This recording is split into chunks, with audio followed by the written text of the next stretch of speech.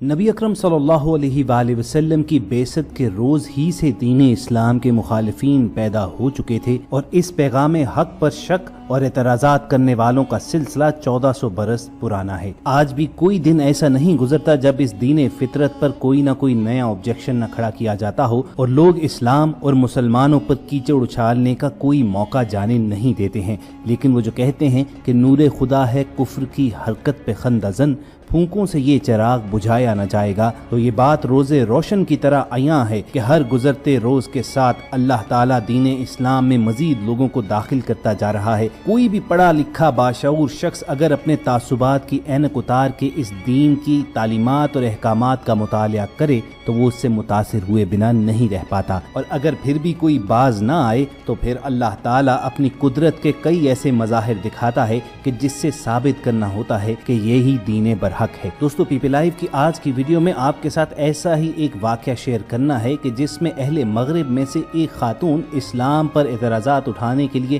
اور اسلام کے خلاف پروپیگنڈا کرنے کے لیے لائیو ٹیلی ویژن شو میں آئی۔ وہ مسلمانوں اور دین اسلام پر کیچڑ اچھال رہی تھی کہ لائیو ٹیلی ویژن شو کے دوران ہی اس پر جنات کا حملہ ہوا یا اس پر اللہ تعالیٰ کا عذاب نازل ہوا۔ یہ مناظر اور پوری ڈیٹیل مکمل تفصیل کے ساتھ آپ تک پہنچائیں گے، لیکن آگے بڑھنے سے پہلے ریڈ بٹن پر کلک کر کے اور بیل آئیکن کو پریس کر کے پی پی لائیو کے سبسکرائبرز بننا مت بھولیے تاکہ ایسی انفارمیٹیو ویڈیوز آپ کو فیوچر میں بھی ملتی رہیں۔ خواتین حضرات، تاریخ گواہ ہے کہ جب بھی کسی غیر مسلم نے اسلام کے خلاف کوئی نہ کوئی سازش رچائی تو اللہ تعالیٰ نے کوئی ایسا بطل جلیل پیدا فرما دیا کہ جس نے اس سازش کا سر وہیں پر کچل ڈالا، اور بعض اوقات اللہ تعالیٰ نے اپنی قدرت کے ساتھ ہی ایسے گستاخ لوگوں کو اس دنیا کے سامنے عبرت کا نشان بنا ڈالا۔ انسانوں کے نام اپنے آخری کلام قرآن مجید فرقان حمید کی دوسری آیت میں اللہ تعالیٰ انسانوں کو چیلنج کرتے ہوئے مخاطب کرتا ہے، ذالک الکتاب لا ریب فیہ، یہ وہ کتاب ہے، یہ وہ ذکر ہے کہ جس میں شک و شبے کی گنجائش نہیں ہے۔ اپنی اسی حقانیت کے باعث یہ کتاب الہی عظمت و بزرگی والی کتاب ہے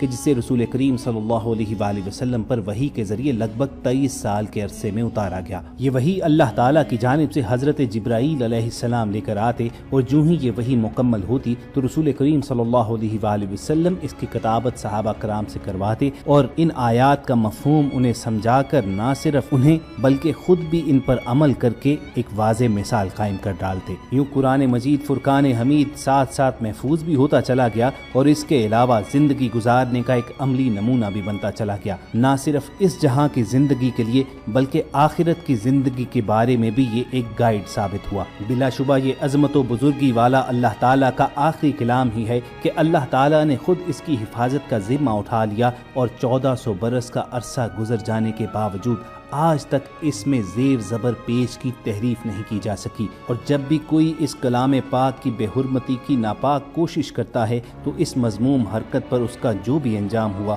وہ پوری دنیا نے دیکھا۔ اسی کتاب کی بے حرمتی کرنے والے شیطان اور لعین قسم کے لوگوں میں یہ عورت بھی شامل تھی کہ جس کی والدہ نے مارکیٹ سے قرآن کریم کا ایک نسخہ خریدا اور کہا کہ وہ گھر جا کر مسلمانوں کی اس کتاب کو پڑھے گی۔ بیٹی نے کہا کہ یہ کتاب آپ میرے حوالے کر دیجئے، میں اسے رکھ لیتی ہوں اور گھر جا کر آپ کے حوالے کر دوں گی۔ ماں نے قرآن کریم کا وہ نسخہ اپنی بیٹی کے حوالے کیا اور خود دوسری اشیاء خریدنے میں مگن ہو گئی۔ خواتین حضرات، وہ لڑکی دراصل مسلم مخالف تحریکوں کے زیر سایہ تھی اور مسلمانوں سے شدید نفرت کرتی تھی، لہٰذا اس نے گھر واپسی پر جاتے ہوئے اس قرآن پاک کو نعوذ باللہ زمین پر پھینک دیا اور اس کے اوپر سے گزر گئی۔ گھر پہنچ کر اس لڑکی کی والدہ نے جب اس سے سوال کیا کہ مسلمانوں کی وہ کتاب کہاں ہے، میں اس کا مطالعہ کرنا چاہتی ہوں، تو وہ یکدم سکتے میں چلی گئی۔ اس کی آنکھیں کھلی اور پھٹی کی پھٹی رہ گئیں۔ اس لڑکی کے منہ سے کئی طرح کی آوازیں تو نکل رہی تھیں مگر وہ کوئی بھی لفظ کہنے سے قاصر تھی۔ اپنی بیٹی کی یہ حالت دیکھ کر اس ماں کو تشویش ہوئی اور فوری طور پر اپنی بیٹی کو ہاسپٹل لے کر بھاگی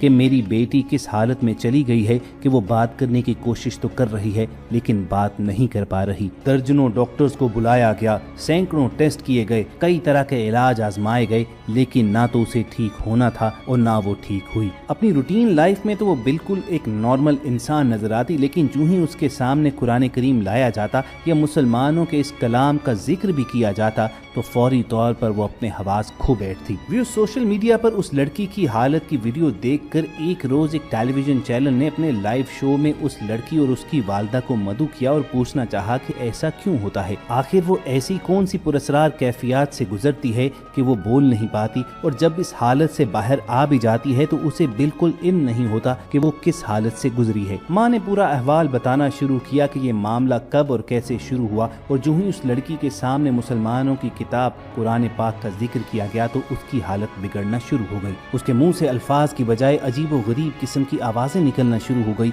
और वो अपने हवास बिल्कुल खो बैठी। ये लड़की किसी आसेब के साए के जेरे असर थी या इस पर अल्लाह का अजाब नाजिल होता था, और वो भी उसी वक्त कि जब इसके सामने अल्लाह ताला के कलाम का जिक्र किया जाता या पढ़ा जाता। ये वो मुइम्मा है जो अभी तक हल नहीं हो सका। अगरचे इंसान ने मेडिकल साइंसेज में बेपनाह तरक्की कर ली है, लेकिन इस लड़की का मामला हल करने से कासिर है। सोशल मीडिया पर पूरी दुनिया में जब ये वीडियो वायरल हुई तो बहुत से मुसलमान अहबाब ने कमेंट्स में उन्हें बताया कि आखिर मामला है क्या, ये गुस्ताखी की मुर्तकब हुई है और इसे इसी बात की सजा मिल रही है। इन दोनों को दावत हक भी दी गई, लेकिन शायद अभी इनके दिल पत्थर हैं और उनमें ईमान की रोशनी दाखिल नहीं हो पाई। बहरहाल दुआ ही करनी चाहिए कि अल्लाह ताला जल्द अज जल्द इन्हें भी राह रास्त पर लाए और हम जिनके लिए कुरान पाक नाजिल फरमाया गया, हम कुरान पाक के अहकामात पर अमल करने के काबिल हो सकें, अपनी ज़िंदगियाँ रसूलुल्लाह सल्लल्लाहु अलैहि वसल्लम के अहकामात और अल्लाह ताला की बताई गई तालीमात के मुताबिक गुजारें।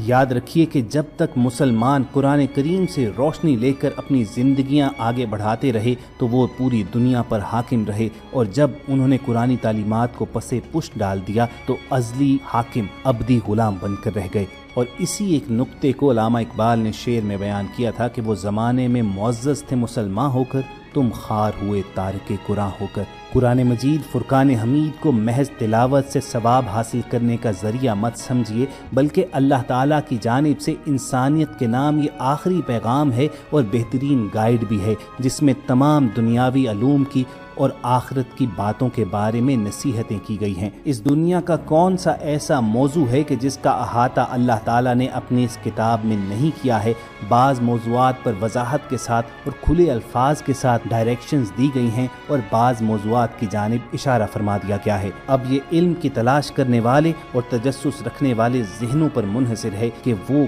कुरान मजीद में गौतज़न होकर कामयाबी की कुंजी कैसे तलाश करते हैं। अल्लाह ताला के हुजूर यही दुआ है कि जब तक हम जिंदा हैं हमारी ज़िंदगियाँ रसूल करीम सल्लल्लाहु अलैहि वसल्लम के उस्वा हसना की तकलीद ही में गुजरें, और जब हमारा इस जहां से रुखसत होने का वक्त आए तो हमारा खात्मा बिल ईमान हो। अगर आपके दिल की भी यही सदा है तो कमेंट सेक्शन में आमीन लिखना मत भूलिए। टीम पीपल लाइव की कोशिश होगी कि नियर फ्यूचर में भी आपके लिए ऐसी ही इस्लामी और तारीखी वीडियोज़ पेश करते रहें, और अगर आप ये वीडियोज़ हर वक्त और बर वक्त हासिल करना चाहते हैं तो रेड बटन पर क्लिक करके और बेल आइकॉन को प्रेस करके पीपल लाइव के सब्सक्राइबर्स बनना मत भूलिए। इसी उम्मीद पर अलविदा कहेंगे कि आप अपना और इर्द गिर्द के लोगों का ख्याल रखेंगे। अल्लाह हाफिज़।